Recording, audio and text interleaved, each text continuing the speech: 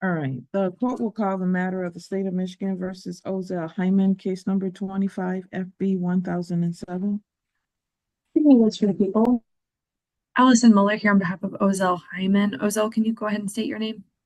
Ozell Hymen. Mhm.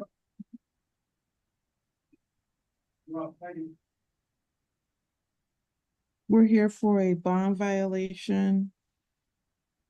And I think that's it, because his final settlement conference is at the end of this month on this particular matter. Yes, Your Honor. And my request would be if we need to admit to the violation, then we can proceed. But I'm asking the court and the prosecution if we could withdraw the testing and I guess not address the violation. Mr. Hyman was facing monetary and transportation issues, which is part of the reason why we requested for him to serve the time on his other matter that was before this court. As far as the current case that's set for final settlement conference, I don't believe there are any allegations of drug or alcohol use, so I would be requesting that that part of his bond conditions be removed. Thank you, Ms. Woods. I'd leave it to the court's discretion. But you do agree that there is no allegation of drugs or alcohol in this particular case? That is correct, Judge. He was All just, I believe, testing for the OWI case. And he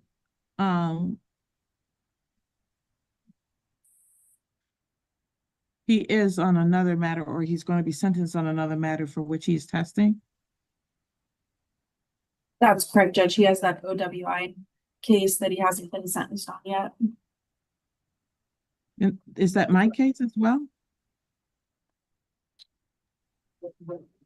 Judge, hold on. I believe so.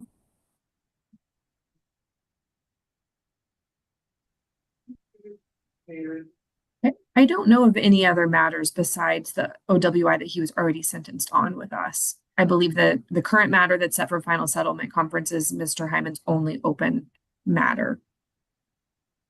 All right, so he's serving that sentence now, and he has to do, and he gets out on July 25th. Correct. But when he gets out, he's not going to have any testing at all.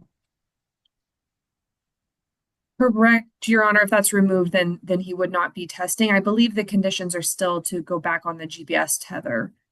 So he would be on that, which I think the original condition was not to enter Washtenaw County.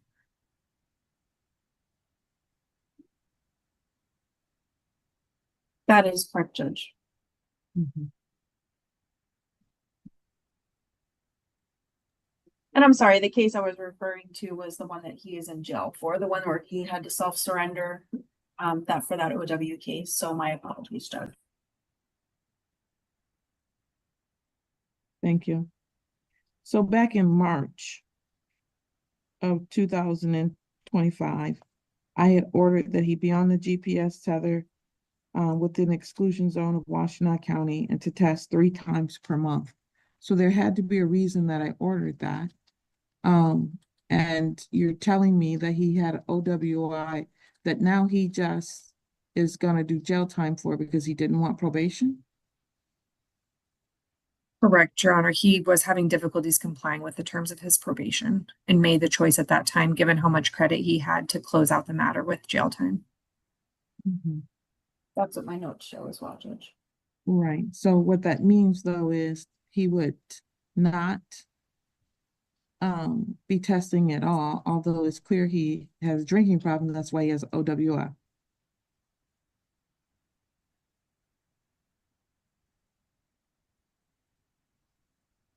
Yes, Your Honor, Judge. I can go ahead, Ms. Woods. I'm sorry. I was just going to say, yes, Judge. So although there was no drugs or alcohol involved, from what we can see in the police report, we do believe that he has a substance abuse issue and should probably continue testing in his other matter, Judge. Thank you.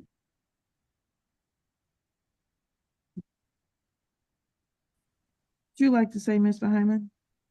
If anything, it's to your attorney. I should do that. Never mind. Don't say anything unless your attorney gives you permission. Ozell, it's up to you. I wouldn't say too much at this point, okay? But if you have something you think the court needs to know, then go ahead. I just want you guys to know that I would like the court to know that I've been here to serve my time. I served my entire duration of my sentence for the OWI. I've been compliant. I stayed out of trouble. That's pretty much it.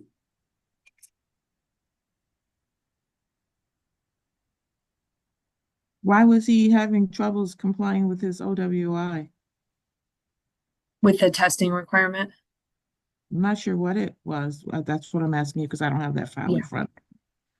Your Honor, from my understanding at the time, Ozell is lives with his dad and also takes care of him. And Ozell, I believe your dad had an injury, and so you guys were kind of you were caring for him. You don't have transportation, correct? You do rely on your dad to transport you. And Your Honor, sometimes I think it was just a monetary issue where he didn't have the funds for testing.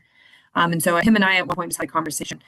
If this is going to be ongoing, you're probably going to face violations, and kind of to avoid that, didn't want him to be violated and a warrant to be issued. So we decided to proactively ask for the sentence so that he could plan and decide to turn himself in himself.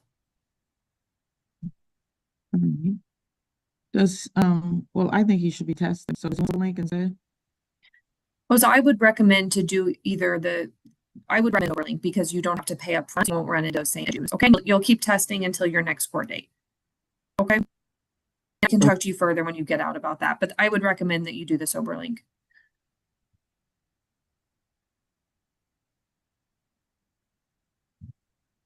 I think he wants to drink, and that's the problem. I feel I've already served my. I feel like I'm being double punished at this point. But Because you have another case. yes, Your Honor, but I'm Two cases for which you can get 2 punishments. yes, Your Honor, but in the other case, we weren't drinking or we weren't doing anything in that case. That was just an organic issue that had to do with drugs or alcohol. You know, Don't say anything about that case, Ozell. yes, Your Honor. Yes, but It sounds like maybe we just need to go forward with the violation for this particular case, because it sounds like he really just does not want to accept accountability for the fact that he was supposed to be testing 3 times per month on this case as well, because I reinstated the original bond, which was for him to test 3 times per month. So why don't we just deal with it that way so he feels punished? Your Honor, we can address the violation, I understand, but I know Ozell will take accountability for not following that. And I know if the court orders the Soberlink, he will apply with that. I know his main priority is to get home and resolve these cases. And so I think that, and I can talk further when he gets out, but I know he'll come to us and I will come back to Soberlink. so I will comply with the silver. Defendant to be placed on Soberlink upon release. Final settlement conference will continue on August 29th, 2025 at 9:30. And jury selection September 5th, 2025 at 8:30.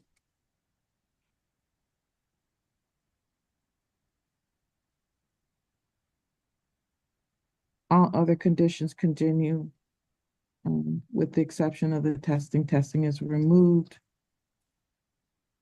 at community corrections.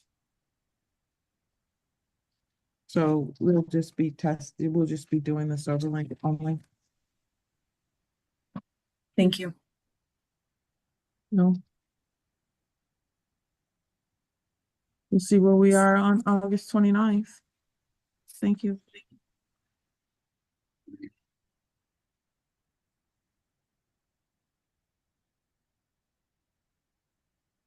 That concludes our docket today. See you all later. See you tomorrow. See you guys shortly. Have a good day. All right, let's talk about that. The hearing for State of Michigan v. Ozell Hymen was a textbook example of a bond violation. It mattered that's more about compliance logistics than dramatic courtroom fireworks. Magistrate Hillary Braley presided, and from the outset, it was clear she had a firm handle on both the history and the moving pieces here. Hymen was in court for allegedly violating bond conditions tied to an ongoing case, but the twist was that the condition in alcohol testing was inherited from a prior OWI matter. His attorney, Allison Miller, acknowledged the mistesting but framed it as a transportation and financial problem, not a willful refusal. She even noted this was partly why they had opted for him to serve jail time on the earlier case, rather than remain on probation and risk repeated violations. The prosecutor, Ms. Woods, confirmed there was no allegation of drugs or alcohol in the current case, but pointed out that Hyman's history suggested a substance use concern, which is why testing had been ordered in the first place. Hymen himself kept it short, telling the court he had served his time, stayed out of trouble, and wanted to move forward. Braley dug into the compliance history, noting she had originally ordered GPS tethering and 3 monthly tests back in March, and expressed concern that removing testing entirely would leave no accountability mechanism. The defendant's explanation, living with and caring for his injured father, no car, and not always having the money for testing, was sympathetic. But Braley made it clear that conditions aren't optional just because they're inconvenient. After some back and forth, the compromise landed on replacing in-person testing with Soberlink, which doesn't require upfront payment and could avoid the transportation issue altogether. That said, there was a revealing moment when Braley observed that it seemed like Hymen wants to drink, prompting a bit of a tense exchange about feeling double punished. The judge cut that short, reminding him that 2 separate cases can mean 2 separate sets of conditions. In the end, the court set the final settlement conference for August 29th and jury selection for early September, kept the GPS tether, removed community corrections testing, and substituted Soberlink. The atmosphere was calm but tinged with that push-pull dynamic you get when a defendant feels the system is asking too much, while the court sees those asks as the bare minimum for trust. This was less about catching someone in bad behavior and more about ironing out a realistic compliance plan. And to Braley's credit, she didn't let the matter devolve into frustration. She found a middle path. If you found this hearing insightful, consider subscribing, hitting the bell, and letting me know your thoughts in the comments below. I read every one.